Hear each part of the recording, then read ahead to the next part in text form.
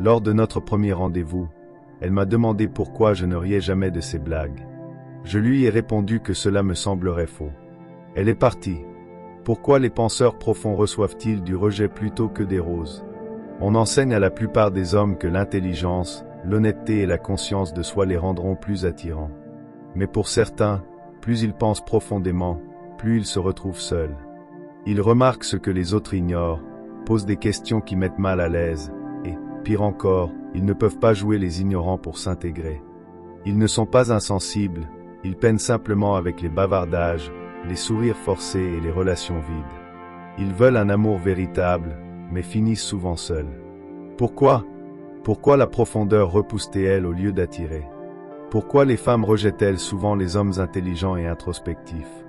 Et pourquoi semble-t-il que plus vous êtes intelligent, plus vous êtes incompris? Ce n'est pas seulement une question de relations amoureuses, c'est une vérité plus profonde et terrifiante. Les qualités qui vous rendent sage peuvent aussi vous rendre inaimables. Explorons cela à travers l'esprit de l'un des génies les plus solitaires de l'histoire, Søren Kierkegaard. La société recherche la prévisibilité. Les gens se sentent en sécurité avec ceux qui suivent le scénario. Sourire poliment, dire ce qu'on attend, ne pas trop réfléchir. Mais l'homme intelligent ne suit pas les scénarios, il les remet en question. Il ne flirte pas avec des phrases toutes faites, il dissèque l'idée même du flirt. Il ne suit pas les tendances, il observe la foule qui les poursuit et se demande pourquoi. Pour la plupart, ce n'est pas fascinant, c'est menaçant. Car lorsqu'on ne peut pas être facilement classifié, on ne peut pas être facilement contrôlé. Dans un monde où la conformité est synonyme de confort, l'homme introspectif devient une source de malaise. Il brise les normes sociales, non par rébellion, mais par réflexion. Il refuse de jouer le jeu, ce qui le rend illisible, imprévisible, dangereux, surtout pour les femmes élevées dans une culture où la sécurité émotionnelle prime. Quand un homme voit à travers la manipulation, il y devient immunisé. Quand il refuse d'agir comme tous les autres, il ne semble plus familier. Cette infamiliarité engendre la peur, pas toujours consciente, mais viscérale. Elle murmure, il est différent, tu ne sais pas de quoi il est capable. Ainsi, beaucoup s'éloignent, non parce qu'il a tort, mais parce qu'il est trop juste, trop éveillé, trop profond. À l'époque de Kierkegaard, un tel homme n'était pas célébré, il était moqué ou ignoré. Et dans le monde d'aujourd'hui, peu de choses ont changé. Mais pourquoi les femmes ressentent-elles cette peur plus intensément? La réponse réside dans l'évolution et un besoin primal que l'intelligence menace souvent. Les relations modernes reposent sur le confort, réponse rapide, validation constante, affection facile. L'amour est désormais plus une question de commodité que de connexion. Mais l'homme conscient, l'homme profondément intelligent, n'est pas fait pour cela. Il ne veut pas seulement une partenaire, il veut la vérité. Alors que la plupart sont séduits par les apparences, lui voit au-delà. Il repère les masques émotionnels, les manipulations subtiles, même la vulnérabilité performative. Cela complique les choses, car l'amour moderne prospère sur l'illusion d'une compatibilité parfaite, l'illusion d'être toujours suffisant, l'illusion que l'amour ne devrait jamais être difficile. Mais pour l'homme conscient, un amour qui évite l'inconfort n'est pas de l'amour, c'est du déni. Il recherche la profondeur, pas la dopamine, la connexion, pas la codépendance. Cela le rend épuisant pour celles qui cherchent une romance comme échappatoire. Les femmes qui privilégient la facilité émotionnelle peuvent prendre son honnêteté pour une critique, son détachement pour de la froideur, sa solitude pour du désintérêt. Il n'aime pas bruyamment, il aime avec clarté. Dans un monde où la confusion semble romantique, la clarté est menaçante. Il ne court pas après, il ne joue pas, il observe. Et une fois que vous vous sentez vu par lui, véritablement vu, vous ne pouvez plus retourner à une affection superficielle. C'est son don et sa malédiction. Plus il devient conscient, plus il est difficile de trouver quelqu'un qui ne recule pas sous le poids de cet awarren. Pourtant, il refuse d'abaisser son regard, même si cela signifie marcher seul. Et si cette solitude n'était pas un échec, mais une forme de pouvoir? La plupart des gens recherchent l'appartenance, nous imitons les tendances, répétons les croyances, cherchons sécurité et similitude. Mais Kierkegaard voyait à travers cela. Il appelait cela la foule, et pour lui, la foule est l'absence de vérité. La foule ne pense pas, elle réagit. Elle ne cherche pas la vérité, elle obéit au confort. Ce n'est pas un collectif d'individus, mais un flou d'identités empruntées. L'homme conscient refuse de se dissoudre dans ce flou. Il ne suit pas le bruit, il le questionne. Cela le rend dangereux, car il expose ce que les autres passent leur vie à ignorer. La plupart des gens ne vivent pas leur vérité, ils vivent un scénario imposé par la foule. Alors, on le qualifie de difficile, trop intense, trop différent. Mais ce qu'on veut vraiment dire, c'est « tu me forces à affronter des parties de moi que je ne suis pas prête à voir ». Alors que les autres s'alignent pour obtenir l'approbation, lui s'aligne pour l'authenticité. Il préfère être seul dans la vérité qu'aimer dans l'illusion. Dans un monde accro aux chambres d'écho, l'homme qui n'écoute que sa voix intérieure devient une menace, non pas parce qu'il est violent, mais parce qu'il est libre. Pourquoi les femmes craignent-elles les hommes intelligents? Ce n'est pas l'intelligence qu'elles craignent, mais ce qu'elle implique. L'homme intelligent n'est pas séduit par la beauté, insensible au jeu, et, pire encore, il n'a pas besoin de vous. C'est terrifiant, car pour beaucoup, les relations reposent sur des formes subtiles de contrôle, boucles de validation, marchandages émotionnels, tactiques de push and pull qui récompensent la dépendance et punissent le détachement. Mais l'homme intelligent ne joue pas. Il est autonome, insensible à la flatterie, et quand quelque chose sonne faux, il disparaît sans explication. Ce n'est pas de l'arrogance, c'est de la clarté. Il a déjà ressenti la douleur d'une intimité superficielle et choisit désormais la paix plutôt que la performance. La plupart des femmes ne sont pas habituées à cela. Elles sont habituées à des hommes qui se surpassent, qui prouvent, qui poursuivent. Mais l'homme intelligent ne veut pas être admiré, il veut être compris. C'est une exigence plus élevée. Parce qu'il ne projette pas un fantasme, il ne peut pas être facilement idéalisé ou contrôlé. Il est imprévisible, non pas parce qu'il est chaotique, mais parce qu'il n'orbite pas autour des règles sociales. Il n'est pas un mystère pour lui-même, mais il l'est pour les autres. Et les gens craignent ce qu'ils ne peuvent pas prévoir. L'homme intelligent ne se rebelle pas par une défiance bruyante, il refuse simplement de s'engager dans ce qu'il considère comme superficiel. Dans un monde qui recherche l'attention, l'indifférence semble violente. Ainsi, quand une femme dit « il m'intimide », elle veut souvent dire « il ne joue pas selon les règles avec lesquelles je sais gagner », et cela le rend dangereux. Kierkegaard appelait cela « la maladie à la mort », non pas une maladie physique, mais un désespoir spirituel si profond qu'on ne sait même pas qu'on en souffre. C'est la mort silencieuse de soi. La plupart des hommes aujourd'hui ne souffrent pas parce qu'ils sont brisés, mais parce qu'ils sont déconnectés de la vérité, de la profondeur, d'eux-mêmes. On leur a appris à devenir ce que le monde récompense, agréable, prévisible, rentable. Ils jouent des rôles, portent des masques, disent ce qu'on attend, et peu à peu, ils oublient qui ils sont. C'est le désespoir, non pas dramatique, mais subtil, culturel, celui qui ressemble au succès à l'extérieur mais sonne creux à l'intérieur. Kierkegaard avertissait, le plus grand danger, perdre soi-même, peut se produire si silencieusement qu'on dirait que ce n'est rien. C'est exactement ce que notre culture fait aux hommes intelligents. Elle leur apprend à échanger leur profondeur contre l'acceptation, à taire leurs questions, à dompter leur intensité, à sourire et à s'intégrer. Mais plus ils répriment leur voix intérieure, plus ils se sentent invisibles, même à leurs propres yeux. L'homme intelligent devient alors un étranger dans sa propre vie, accomplissant des gestes qu'il n'a pas choisis, vivant une histoire qu'il n'a pas écrite. Ce n'est pas seulement une tragédie personnelle, c'est systémique. La société craint l'homme conscient, celui qui se souvient de lui-même, et le conditionne à oublier. Nous vivons dans une ère obsédée par les apparences, pas seulement la beauté physique, mais la performance, la persona, la prétention.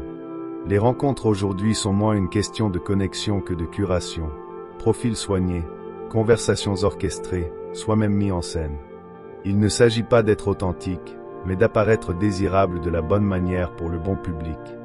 Les rencontres modernes prospèrent sur la séduction superficielle.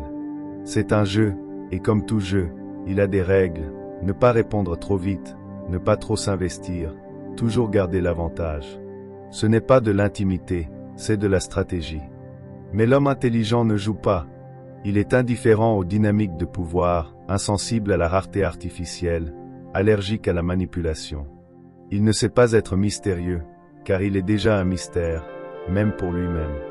Il ne court pas après, non par arrogance, mais parce qu'il cherche quelque chose de réel, quelque chose qui ne nécessite pas de tactique pour perdurer. Cela le rend injouable, non par supériorité, mais parce que le jeu l'ennuie. Ce refus est menaçant, car si vous ne jouez pas, vous exposez le jeu. Vous révélez le vide sous les rituels, l'écho sous le flirt, la solitude derrière les filtres. Pour beaucoup, le jeu est l'identité, alors rejeter le jeu semble les rejeter eux. C'est pourquoi l'homme intelligent se retrouve souvent seul, non parce qu'il est inaimable, mais parce qu'il refuse de performer. Il ne veut pas impressionner, il veut être compris. Mais comprendre exige de la profondeur, et la profondeur terrifie ceux encore séduits par la surface. Au cœur de la philosophie de Kierkegaard se trouve une proposition terrifiante. Pour vivre authentiquement, il faut faire un saut, non avec certitude, mais avec foi. Une foi, non dans la religion comme rituel, mais dans l'acte radical de devenir soi-même. Ce saut exige un sacrifice, non seulement le confort ou la conformité, mais les rôles mêmes que la société vous attribue, le fils obéissant, le partenaire agréable, l'homme à succès. Faire ce saut, c'est abandonner le masque, même si cela signifie rester seul. Ce n'est pas un saut vers quelque chose, mais un saut loin de tout ce qui est faux. Pour l'homme intelligent, c'est à la fois une nécessité et un fardeau. Il voit l'absurde dans les rôles qui l'étouffent, refuse de prétendre, mais en le faisant, il se retrouve souvent isolé, non par choix, mais parce que le sens a un coût. Kierkegaard appelait cela « la nuit de la foi », l'individu rare qui traverse le monde intérieurement détaché, libre de la validation de la foule. Il vit selon des vérités intérieures, non des applaudissements extérieurs. C'est ce que les femmes, et la société en général, ne comprennent pas toujours. L'homme intelligent ne se rebelle pas pour attirer l'attention. Il se détache parce que l'alternative est une mort spirituelle. Il n'est pas trop profond ou trop intense, il refuse simplement de vivre endormi. Ce saut de foi n'est pas bruyant, il est silencieux, solitaire, invisible. Mais c'est aussi le seul chemin vers une véritable identité. Cela effraie, car s'il y peut choisir le sens plutôt que l'appartenance, que dit cela de ceux qui se contentent de moi? Il y a un coup caché à s'éveiller. Il ne vient pas dans un éclat de gloire, mais dans l'érosion silencieuse de l'appartenance. Plus un homme devient conscient, plus le monde lui semble étranger. Plus il devient intelligent, plus il est difficile de parler sans réduire ses pensées. Il commence à remarquer que les conversations autour de lui sont superficielles, prévisibles, circulaires.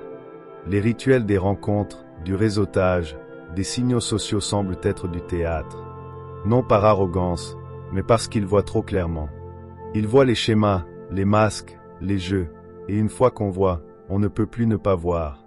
C'est le prix de l'éveil. Vous ne vous intégrez plus, mais vous ne pouvez pas non plus revenir en arrière. Votre rire devient plus rare, non parce que vous êtes malheureux, mais parce que peu de choses semblent réelles. Cette isolation n'est pas un échec social, c'est une transformation psychique. Vous n'êtes plus fait pour la surface, vous aspirez à la profondeur, au silence, à la substance. Mais le monde punit cette aspiration. Il traite le détachement comme de l'arrogance, la profondeur comme de la maladresse, la sensibilité comme de la faiblesse. Pourtant, ces traits à détachement, profondeur, sensibilité sont les signes que vous évoluez. Ce que la plupart appellent solitude est en réalité votre âme qui se libère de sa dépendance au bruit. C'est alors que le changement se produit. Vous cessez d'essayer d'appartenir et commencez à essayer de devenir. Vous empruntez un chemin plus étroit, non pour fuir les autres, mais pour enfin vous rencontrer. Dès son plus jeune âge, l'homme intelligent apprend une leçon silencieuse. Il doit se réduire pour s'intégrer. Parler plus simplement, ne pas trop réfléchir, rire à des blagues qu'il ne trouve pas drôles, prétendre ne pas voir ce qu'il voit. Sinon, on le traitera d'arrogant, d'étrange, de trop intense. Beaucoup d'hommes intelligents apprennent à porter des masques, non par tromperie, mais pour survivre. Ils maîtrisent l'art du bavardage, minimisent leurs intuitions, émoussent leurs aspérités, non pour être aimés, mais pour éviter l'exil. Pourtant, au fond, il y a une rébellion silencieuse, un refus d'assimilation. Car l'assimilation n'est pas l'acceptation, c'est l'effacement. Et l'homme qui refuse l'effacement paiera toujours un prix. Il sera incompris, qualifié de difficile, accusé d'être trop ou pas assez. Mais il n'est ni l'un ni l'autre, il refuse simplement de se trahir. Ce refus a un coût, moins d'invitations, des silences gênants, des gens qui s'éloignent sans explication. Mais il y a aussi un cadeau, il conserve son âme. Car l'identité véritable exige un sacrifice. On ne peut pas être libre et plaire à tout le monde en même temps. On ne peut pas être entier et palatable pour tous. L'homme qui refuse l'assimilation sait que le rejet n'est pas toujours une punition. Parfois c'est un filtre, une séparation entre ceux qui ont besoin d'un masque et ceux qui peuvent affronter ce qu'il y a dessous. Cet homme peut marcher seul, mais il marche droit, non parce qu'il cherche à être différent, mais parce qu'il refuse d'être moins. La plupart des gens ne veulent pas être vus, ils veulent être admirés. Ils se façonnent, sourire parfait, opinions répétées, émotions prévisibles qui ne révèlent jamais trop. Ils veulent être l'objet de l'attention, pas le sujet d'un examen. Mais l'homme intelligent voit, non pas le masque, mais ce qu'il cache. Il remarque les micro-expressions, les contradictions dans les mots, la douleur derrière la performance. Cela terrifie, car lorsqu'on est véritablement vu, on ne peut plus se cacher, même de soi-même. Son regard n'est pas jugeant, il est perspicace, mais il donne quand même l'impression d'être exposé. Pour la femme habituée à être adorée, l'homme intelligent ne suit pas le jeu. Il n'est pas enivré par la beauté, pas dupe du charme, pas ému par les jeux de validation. Il voit les schémas, les projections, l'enfant effrayé derrière le sourire confiant. À cet instant, il devient dangereux, car être véritablement vu, c'est être vulnérable, et pour beaucoup, la vulnérabilité semble une menace. On le qualifie de froid, détaché, trop analytique. Mais la vérité, c'est qu'il refuse simplement d'adorer des illusions. Dans un monde accro à ces illusions, cette clarté ressemble à une attaque. Pour l'homme intelligent, l'amour n'est pas une conquête, pas un jeu de tactique, de timing ou de triomphe. C'est la vérité, ou ce n'est rien. Il ne court pas pour prouver sa valeur, ne se retire pas pour attiser le désir. Il n'a aucun intérêt à armer l'affection, car pour lui, l'amour est sacré, non pas parce qu'il est doux, mais parce qu'il est brut. C'est l'espace où les masques doivent tomber, où la performance doit mourir, où deux personnes doivent se tenir nues dans leur essence. Mais ce type d'amour est rare, terriblement rare. La plupart des relations reposent sur des contrats implicites. Ne m'expose pas, je ne t'exposerai pas, mens-moi joliment, et je ferai de même. L'homme intelligent refuse cela. Il ne mentira pas, ne prétendra pas. Il ne veut pas votre meilleure version, il la vraie, la blessée, celle derrière le sourire. Car il offre la même en retour. C'est ce qui le rend si différent et si dangereux. Il ne veut pas posséder, il veut témoigner. Il ne recherche pas le contrôle, mais la communion. Pour lui, l'amour est un acte d'honnêteté existentielle, un dévoilement mutuel, une confrontation avec la vérité. Et la vérité, dans un monde bâti sur des illusions, est la chose la plus intime et la plus troublante qui soit. L'homme intelligent ne performe pas, il ne fabrique pas une personnalité, ne charme pas pour plaire. Il n'a pas besoin de cela. Son calme n'est pas une pause, c'est le résultat naturel d'une maîtrise de soi, d'un esprit qui s'est interrogé jusqu'à la clarté, d'une âme qui ne cherche plus de validation externe pour se sentir entière. C'est la souveraineté, ce pouvoir silencieux qui le rend magnétique, mais aussi difficile à contrôler. Dans un monde où la plupart signalent leur valeur par la performance, l'homme souverain semble une anomalie dans le système. Il ne rivalise pas, ne réagit pas aux provocations. Cela déstabilise ceux qui comptent sur des jeux psychologiques pour garder l'avantage, surtout en amour. Il ne court pas après quelqu'un qui s'éloigne, ne gonfle pas son ego pour rivaliser, ne cède pas à la manipulation émotionnelle déguisée en affection. Car il voit tout et choisit de ne pas s'y engager. Sa force réside dans la présence, pas la persuasion, dans l'être, pas le devenir. Il n'a pas besoin de convaincre quiconque de sa valeur, car il s'est déjà convaincu. Cette conviction silencieuse désarme. Elle révèle le vide de la performance, expose l'insécurité derrière le contrôle. Alors que d'autres crient pour être remarqués, il reste silencieux et, d'une certaine manière, domine la pièce. C'est pourquoi l'homme intelligent se distingue. Il n'est pas une marque, pas un acteur, il est souverain. Et cette souveraineté, dans un monde accro au rôle et au masque, est la révolte ultime. La plupart disent vouloir l'authenticité, mais ce qu'ils veulent vraiment, c'est le confort. Pas la vérité, pas la profondeur, pas la présence. Car une véritable présence semble une exposition. Quand quelqu'un est pleinement présent, il voit au-delà de vos mots, de votre image, jusqu'à la structure même de votre être. Ce n'est pas confortable, ni flatteur, c'est perturbant. L'homme intelligent, ancré dans sa conscience, ne simule pas la connexion. Il ne remplit pas le silence avec du bruit, ne flatte pas pour gagner des faveurs. Il se présente simplement, pleinement, complètement.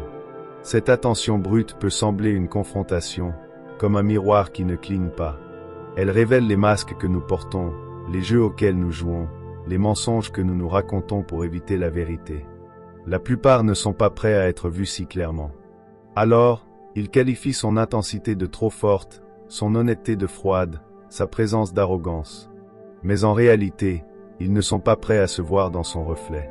Car l'homme intelligent ne tamise pas sa lumière pour mettre les autres à l'aise. Et quand l'identité de quelqu'un repose sur la prétention, cette lumière peut sembler aveuglante. Avant que le monde ne connaisse son nom, Kierkegaard est tombé amoureux d'une femme nommée Regina Weber. Il l'aimait, voulait l'épouser, mais il s'est éloigné. Non parce qu'il ne l'aimait pas, mais parce qu'il aimait quelque chose de plus grand, la vérité. Il savait que la vie qu'il avait choisie en isolement, réflexion, conflit intérieur en consumerait quiconque y serait lié, surtout quelqu'un d'aussi innocent que Regina. Alors, il lui a brisé le cœur, et le sien par la même occasion. Il a écrit des livres emplis de désirs, hanté par l'absence d'une femme qu'il n'a jamais oubliée. Elle devint sa muse éternelle, non dans la possession, mais dans le renoncement. Ce n'était pas un rejet de l'amour, mais une reconnaissance de son coût. Le coût de la profondeur, du choix d'un chemin que peut suivre, car il ne promet pas le confort, seulement la clarté. Kierkegaard est mort seul, mais non vide. Il est devenu le philosophe de l'âme, celui qui a donné un langage au désespoir et à la foi, car il a refusé de diluer son essence. Regina a continué sa vie, s'est mariée à un autre, mais son nom reste gravé dans les marges de son œuvre, un écho silencieux de ce qui fut perdu dans la quête de quelque chose de plus grand. C'est le prix de la profondeur, et la marque de celui qui est véritablement éveillé.